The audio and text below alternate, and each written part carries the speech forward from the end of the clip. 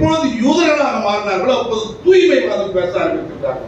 தூய இனம், தூய இனம் தான் யூத இனம், கடவுளுக்கென்று பிரித்தெடுக்கப்பட்ட இனம், தலையில் பிறந்தவர்கள்.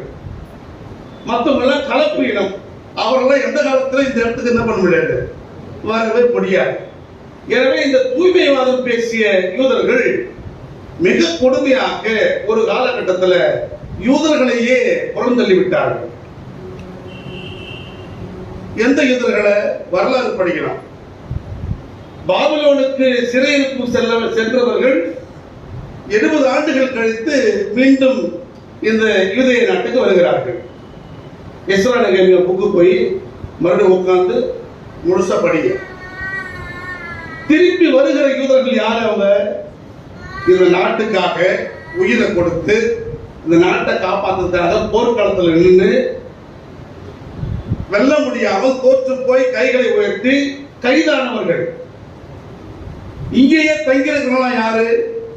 நாடு எங்கட கட்டா என்ன அப்படின்னு போர் அங்க நடந்திருந்தா வைக்க போர்ல போய் போனவன், ஊரை விட்டு ஓடி போனவன், அல்லது ஒரையில போய் பொந்துனவன், நாட்டை காப்பாற்ற விரும்பியவங்க, நாட்டை காப்பாற்ற விரும்பின அத்தனை பேரும் போர்க்களத்தில் இருந்தான். போர்க்களத்தில் இருந்தாலும் சில பேர் செத்து மாண்டான். நேபுகாத்நேச்சர் வெற்றி பெற முடியாமல் அந்த படை தோற்று போன பிறகுதான் அந்த நாட்டை நேபுகாத்நேச்சர் கைப்பற்றுகிறார். கைப்பற்றிய பிறகு தோற்ற அந்த அத்தனை போர்வர்களையும் கைது செய்து அழைச்சிருக்கிறார். அதில் மிக முக்கியமானவர்கள் தானியேல், அனனியா, மிசாவேல், அசரியா.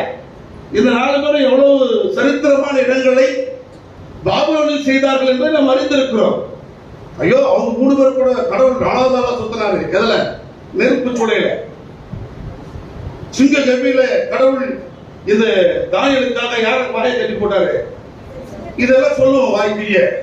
ஆனால் அங்கிருந்து திரும்பி வந்த உறவுகள் தானியேல், அனனியா, மிசாவேல், அசரியா அவர்களுடைய கருத்துக்களை உள்வாங்கிய யூதர்கள், அவர்களுடைய கருத்தியல் கொள்கையுடைய தலைமைகள் தான் 70 ஆண்டுகள் கழித்து வருகிறார்கள்.